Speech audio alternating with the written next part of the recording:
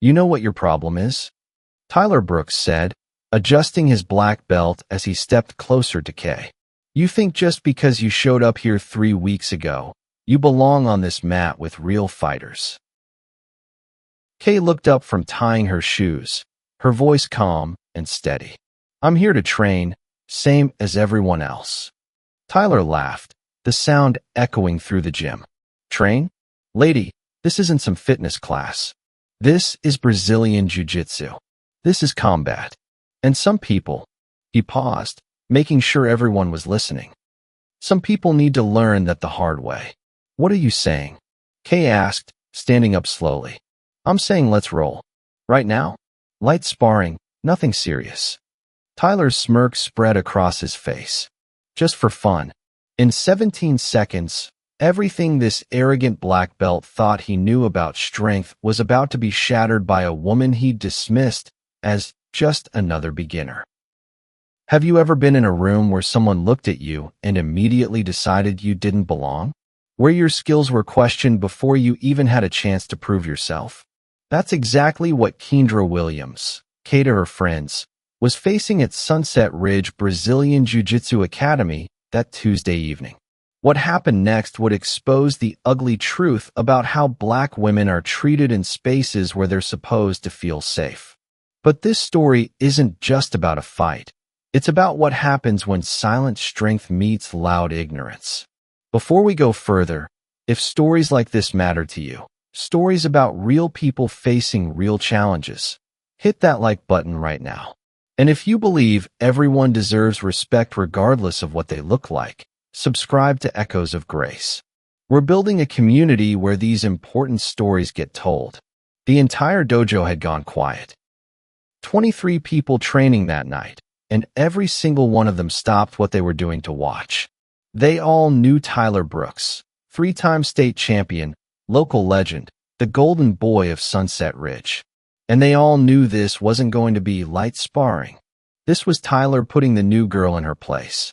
Kay had walked into Sunset Ridge 3 weeks ago, fresh to the city for graduate school. At 26, she was starting over in a new place, looking for a gym where she could train and maybe find some community. What she found instead was Tyler Brooks and his toxic energy. From day one, Tyler made it clear she didn't belong. The subtle comments, the eye rolls, the way he'd pair her with the most aggressive training partners, then act surprised when she got roughed up. Tonight, he decided to make his point publicly. So what's it going to be? Tyler asked, stepping onto the mat. You ready to see what real Brazilian jiu-jitsu looks like? Kay took a deep breath, walked to the center of the mat, and looked Tyler directly in the eyes. Let's go. The timer started.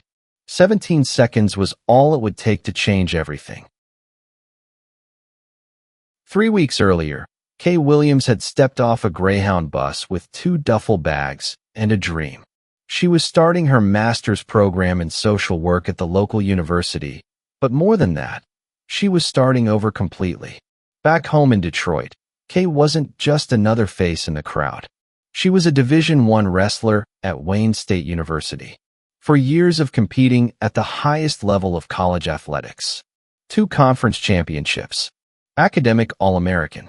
The kind of athlete who made her community proud. Wrestling had saved her life. Growing up on the east side of Detroit, Kay found her way to the Detroit Community Wrestling Center when she was 12 years old. The program was free for kids in the neighborhood. Funded by local donations and run by coaches who believed sports could change lives. Coach Marcus Williams, no relation, despite the shared last name, saw something special in the quiet kid who showed up every day after school. He taught her that strength wasn't about being the loudest person in the room. It was about consistency, discipline, showing up when nobody was watching. Champions are made in the off-season, Coach Williams used to say. When nobody's cheering, when nobody's keeping score, that's when you find out who you really are. Kay carried that lesson through high school, where she became the first girl to win a state championship in her weight class. Then through college, where she dominated competition after competition. Wrestling taught her how to read opponents, how to stay calm under pressure, and how to find victory even when the odds were stacked against her. After graduation, she started training Brazilian jiu-jitsu at a small gym connected to the community center. The transition felt natural. Wrestling and BJJ shared so many fundamentals: ground control, leverage, mental toughness. Within 6 months, she was submitting blue belts. Within a year, she was giving purple belts serious problems. But Kay never made noise about her skills. She trained quietly, learned constantly, and helped teach the younger kids who came through the program. When the opportunity came to pursue her master's degree with a full scholarship, she knew she had to take it. Social work had always been her calling. She wanted to create more programs like the one that had changed her life. The move meant leaving behind everything familiar: her family, her coaches, her gym family, her entire support system. Most importantly, it meant starting over as a complete unknown. Kay spent her first week in the new city getting settled, finding an apartment, registering for classes, getting oriented at school. But by day 8, she was going crazy without training. Her body was used to the daily grind. Her mind needed that release. She found Sunset Ridge Brazilian Jiu-Jitsu Academy online. The website looked professional. Good reviews. Reasonable monthly rates. The photos showed a diverse group of students training together, smiling, having fun. Walking into Sunset Ridge for the first time, Kay felt hopeful. That feeling lasted about 10 minutes.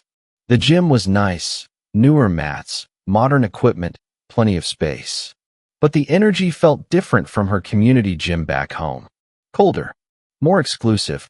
When she walked to the front desk to sign up, the receptionist looked her up and down before asking, "Are you sure you're in the right place? We have a yoga studio next door." Strike 1. During her first class, the instructor, a brown belt named Derek, barely acknowledged her presence. When he did speak to her, it was to remind her about gym etiquette and respecting the art. Meanwhile, Tyler Brooks held court in the corner, surrounded by his regular training partners. Kay caught him staring at her several times, whispering to his friends, laughing. Strike 2. After class, she tried to introduce herself to a few people. Most were polite but distant. One guy actually told her that BJJ might not be for everyone, and suggested she try the women's self-defense class on Saturday mornings instead. Strike 3. But Kay didn't quit. She never quit anything in her life. She came back the next day, and the day after that. Each time, the treatment was the same. Subtle dismissals, assumptions about her skill level, comments about athletic people who think they can just walk in and dominate. Have you ever been the only person who looked like you in a room full of people who clearly wished you weren't there? Drop a comment and let me know. Because what Kay was experiencing is more common than most people want to admit. For 3 weeks, she endured it all in silence, learning the gym's culture, watching the dynamics, figuring out who was who. She had no idea Tyler Brooks was about to force her hand. Tyler Brooks didn't earn his nickname, the Crusher, by being gentle. At 28, Tyler had spent the last decade building his reputation as the undisputed king of Sunset Ridge Brazilian Jiu-Jitsu Academy. 3 consecutive state championships in the adult brown belt division, 2 regional titles, multiple tournament wins across the tri-state area. More importantly, he'd never been submitted in competition. Not once. That record meant everything to Tyler. It was his identity, his claim to fame. The reason people knew his name when he walked into any gym within a 100-mile radius. Tyler grew up in this city, went to high school here, started training at Sunset Ridge when he was 18, fresh out of graduation with no real plans for his future. BJJ gave him purpose. More than that, it gave him power. The gym became his kingdom, and Tyler made sure everyone knew he was royalty. When new students joined, Tyler had a system. He'd watch them for a week or 2, sizing them up. The ones who showed promise got his attention. He'd take them under his wing, mentor them, build them into loyal followers. The ones who didn't measure up got a different treatment entirely. Tyler had perfected the art of making people quit without technically doing anything wrong. A little too much pressure during training. Rolling partners who happened to be extra aggressive. Comments about whether someone was tough enough for the sport. The gym owner, Robert Chun, was a decent man who genuinely cared about building a good community. But Robert worked a full-time job outside the gym and wasn't there for most of the daily training sessions. He left the day-to-day culture in the hands of his senior students, which meant he left it in Tyler's hands. Over the years, several students had complained about Tyler's behavior.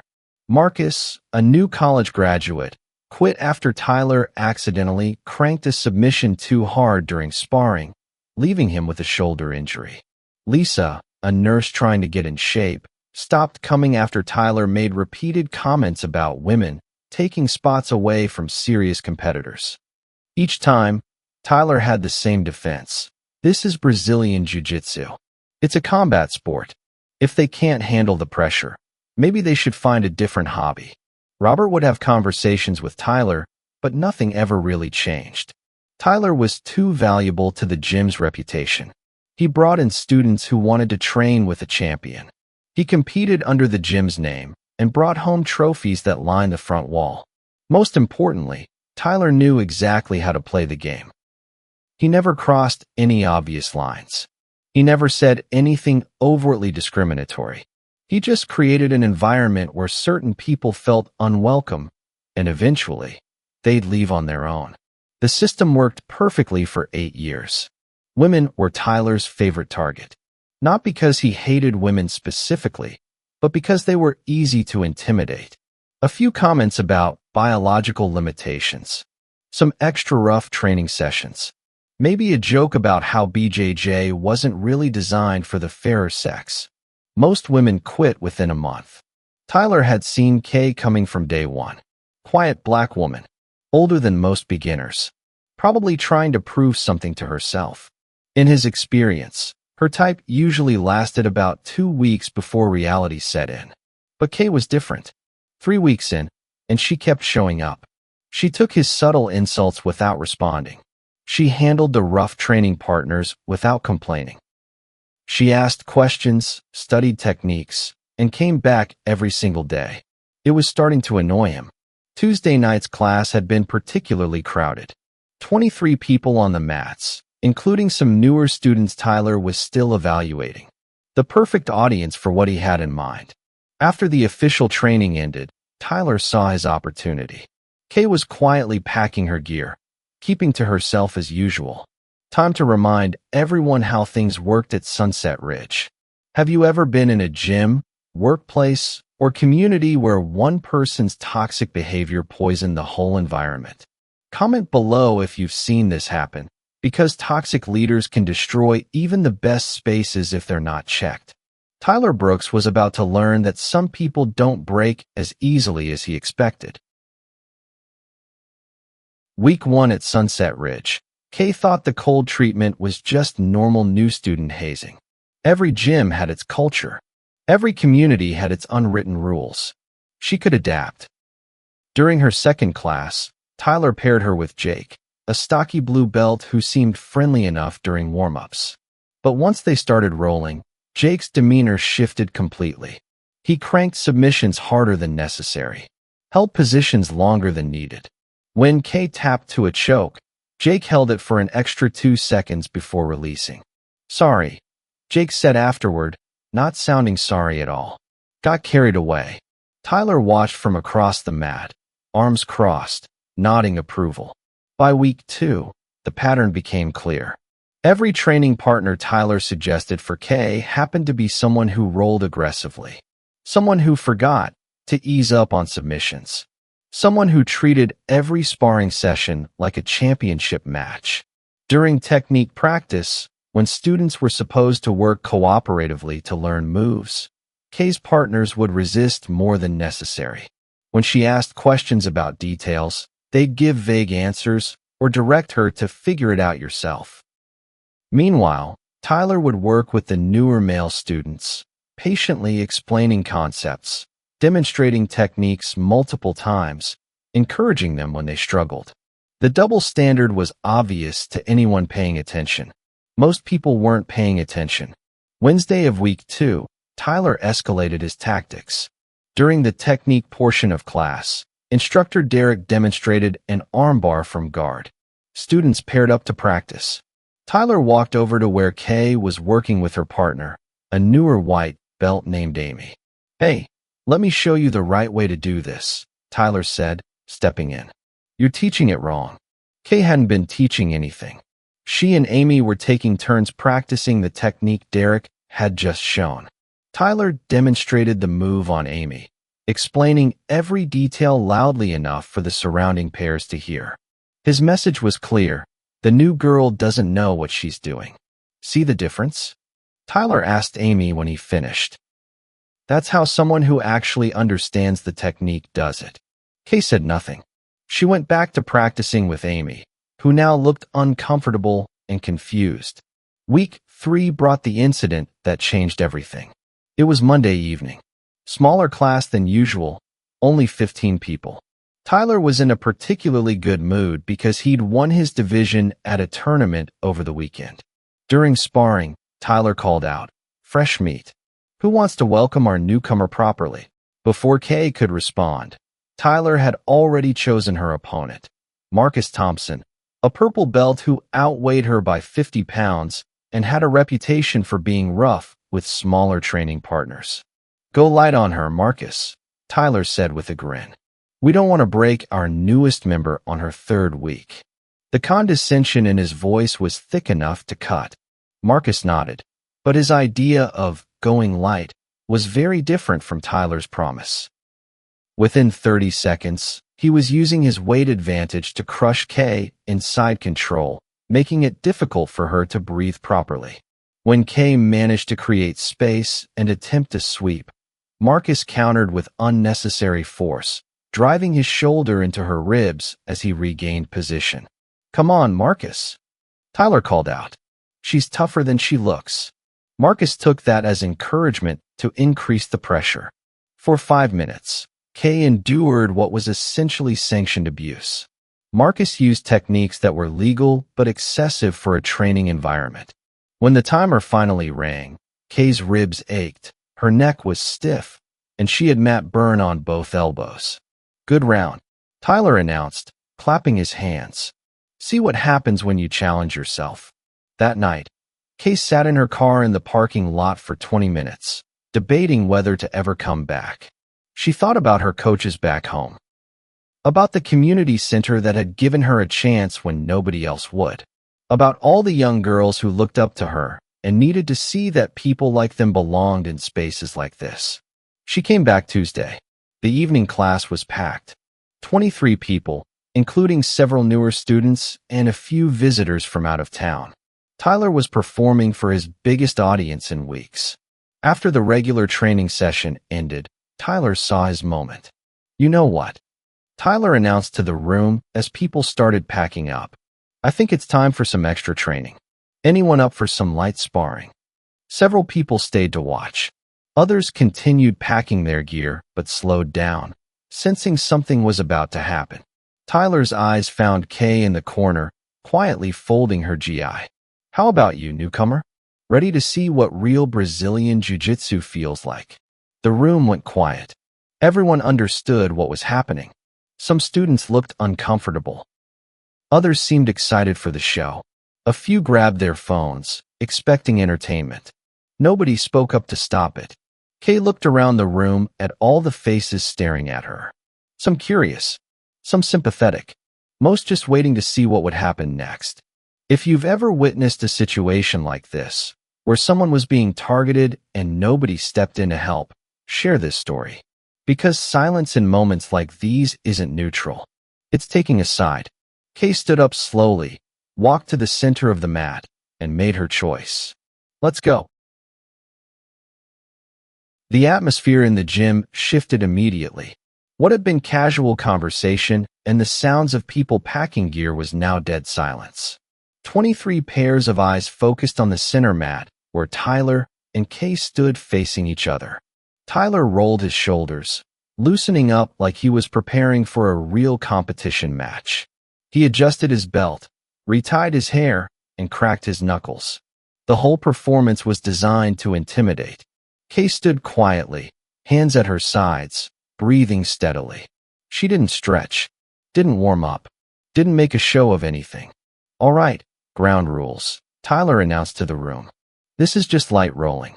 We start standing, work for position, see what happens. Nothing crazy."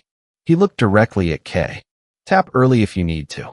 No shame in knowing when you're beat." Derek, the brown belt instructor, reluctantly agreed to referee.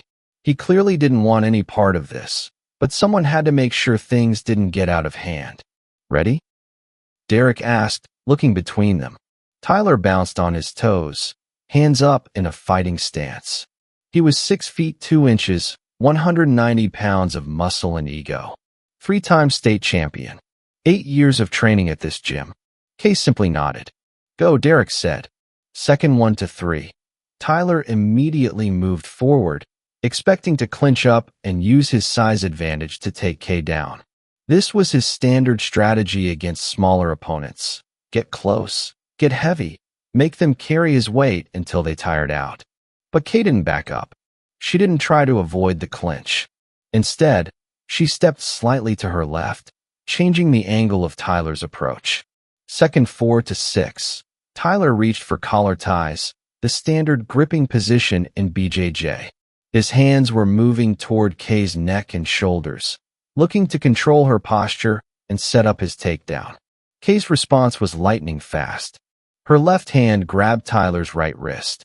Her right hand secured his elbow. Classic wrestling grip control, but Tyler didn't recognize it. Second 7 to 9. This was where Tyler expected to impose his will. He tried to pull Kay forward and off-balance her, setting up his favorite takedown. Instead, Kay used his forward momentum against him. She took a small step back with her right foot, keeping her left foot planted. At the exact moment Tyler committed his weight forward, she executed a perfect Kouchigari, a minor inner reap that hooked Tyler's left leg. Second 10 to 12. Tyler's balance was completely compromised. The combination of his forward momentum and Kay's precise foot placement sent him tumbling toward the ground. But this wasn't just a takedown, it was a setup. As Tyler fell, Kay maintained her grip on his right arm. She rotated her hips and fell backward with him, but in a controlled manner that positioned her body perpendicular to his. Second 13 to 15. Tyler hit the mat hard, confused about what had just happened. He tried to recover his balance and get back to his feet, but Kay was already 3 steps ahead.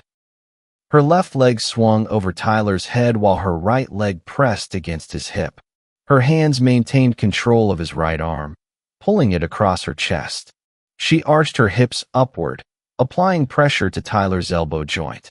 Perfect jiu-jitsu. Perfect armbar. Second 16 to 17. Tyler felt the pressure building in his elbow and realized with horror what was happening. He was caught in a textbook submission by someone he'd dismissed as a complete beginner. He had 2 choices: tap out immediately or risk serious injury to his elbow. Tap, tap, tap. Tyler slammed his left hand against Kay's leg repeatedly, the universal signal for submission. Kay released the hold immediately. The entire sequence had taken 17 seconds. The gym was completely silent. Not a single person moved. Not a single person spoke. Tyler lay on his back, staring at the ceiling, his chest heaving. His right arm ached where the submission had been applied. His pride hurt more than his elbow. Kay sat up calmly, adjusted her GI, and stood up. She didn't celebrate, didn't gloat, didn't say a word.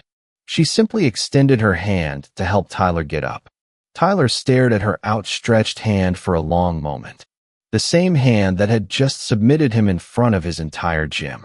The hand belonging to the woman he'd spent 3 weeks trying to humiliate. Around the room, people were processing what they'd just witnessed. Some had their phones out and had recorded the whole thing. Others were whispering to their training partners, trying to make sense of what had happened. Marcus Thompson, the purple belt who'd roughed up Kay the night before, was shaking his head in disbelief. Jake, who'd cranked submissions on her during her first week, looked like he'd seen a ghost. Amy, the white belt who'd been practicing with Kay earlier, had a huge smile on her face. Derek stepped forward. "Match is over," he announced, though everyone already knew that. Tyler finally took Kay's hand and let her help him to his feet. When he stood up, he looked around the room at all the faces staring back at him. Some confused, some impressed, all of them seeing him differently than they had 18 seconds ago. "Good roll," Kay said quietly, her first word since accepting the challenge. Tyler opened his mouth to respond, then closed it again. For the first time in his 8 years at Sunset Ridge, Tyler Brooks had nothing to say. If you love stories about underdogs shocking everyone who underestimated them, hit that like button right now. Because what happened next would change everything at Sunset Ridge Brazilian Jiu-Jitsu Academy. But first, everyone needed to know the truth about who Keandra Williams really was. The silence stretched for what felt like forever. Everyone stood frozen, trying to process what they'd just witnessed. Marcus Thompson was the first to speak up. "Hold up," Marcus said, walking closer to Kay. "That takedown, that wasn't beginner's luck. That was textbook technique." Derek, the brown belt instructor, was nodding slowly. "That sequence was way too clean for someone with 3 weeks of training." All eyes turned to Kay, who was calmly adjusting her white belt. "You want to tell us who you really are?" Derek asked. Kay took a deep breath. She'd hoped to keep her background quiet for longer, but Tyler had forced her hand. "My name is Keandra Williams," she said, her voice carrying clearly through the quiet gym. "I wrestled Division I at Wayne State University. 2-time conference champion. I've been training Brazilian Jiu-Jitsu for 3 years back home in Detroit." The room erupted in whispers and scattered conversations. "Division I?" Amy asked, her eyes wide. "Like scholarship level?" "Full ride," Kay confirmed. 4 years competing at the highest level of college wrestling. Jake, who'd been rough with Kay during her first week, looked like he wanted to disappear into the floor. "Why didn't you say anything?" "Because I wanted to see what this place was really about," Kay replied. "I wanted to know if people would treat me with respect based on who I am as a person, not what I've accomplished." Her eyes found Tyler, who was still standing near the center of the mat, looking stunned. "I wanted to know if I'd be welcomed here, or if I'd have to prove myself over and over again because of what I look like." Tyler's face went red. The implication was clear, and everyone in the room understood it. "I'm not some random person off the street trying Brazilian Jiu-Jitsu for the first time," Kay continued. "I've been grappling competitively for 14 years. I know what real training feels like. I know the difference between challenging someone to help them improve and targeting someone because you want them gone." Marcus stepped forward. "Why wear a white belt if you have experience?" "Because I'm new to this gym system. New to Brazilian Jiu-Jitsu ranking. I earned my wrestling credentials elsewhere. I shouldn't walk in here demanding respect I haven't earned within this community." She paused, looking around the room. "But I also shouldn't have to endure harassment and discrimination while I earn it." Derek was shaking his head. "Kay, I had no idea what was happening to you here. If I'd known." "You did know," Kay said firmly but not harshly. "Everyone knew. You watched Tyler pair me with the roughest training partners every night. You saw how I was being treated. You just chose not to see it. The truth hung in the air like smoke." Amy walked over to Kay.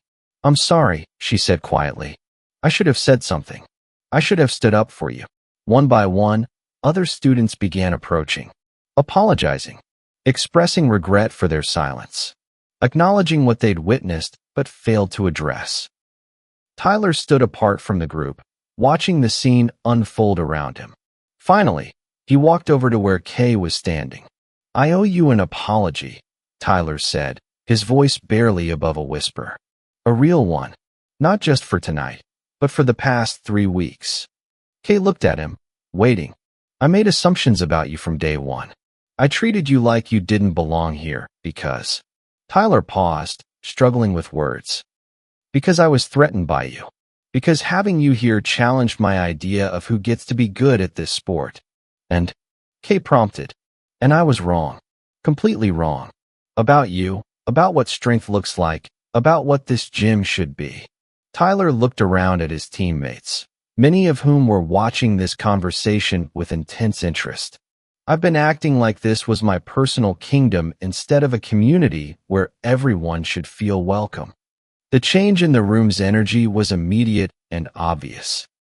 For the first time in 3 weeks, Kay felt like she might actually belong at Sunset Ridge Brazilian Jiu-Jitsu Academy.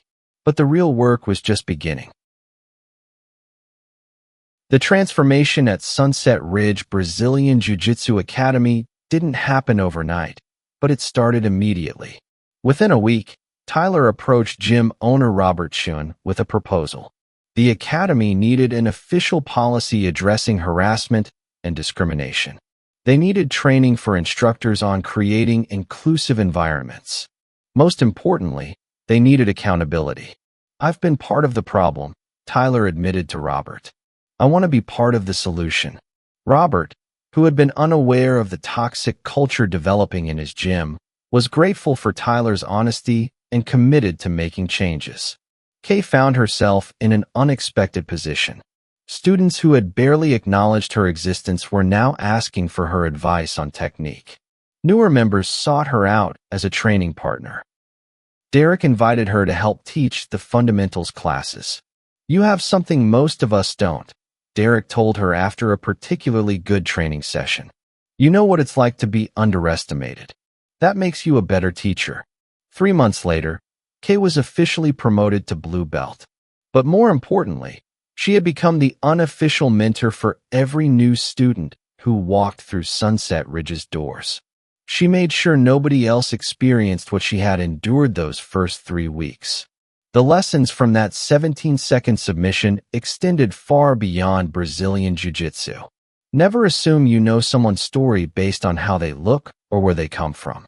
The quiet person in the corner might be the most accomplished person in the room. Real strength isn't about dominating others. It's about lifting them up. Tyler learned this the hard way, but he learned it completely. He became one of Kay's strongest supporters and advocates for change. Community isn't built by excluding people who are different. It's built by creating space where everyone can contribute their unique strengths. Sometimes the most powerful response to discrimination isn't anger or confrontation. Sometimes it's quiet confidence and letting your actions speak louder than words. By the end of her first year at Sunset Ridge, Kay had helped recruit 12 new female students. The gym's culture had shifted from exclusive to inclusive. Students looked out for each other instead of tearing each other down. Tyler, once known as the Crusher, became known for something else entirely, being the first person to welcome newcomers and make sure they felt at home. The 17 seconds that changed everything at Sunset Ridge weren't really about a submission or a fight. They were about what happens when we stop making assumptions and start seeing people for who they really are. Here's the reality. Stories like Kay's are happening right now in gyms, workplaces, schools, and communities everywhere. People are being judged, dismissed, and discriminated against while others stand by and watch. If this story moved you, if it made you think about times when you've witnessed injustice and stayed silent, then you have a choice to make. Subscribe to Echoes of Grace and share this story. Because the only thing worse than discrimination is knowing it's happening and doing nothing about it. Don't be a bystander in someone else's struggle. Be the change.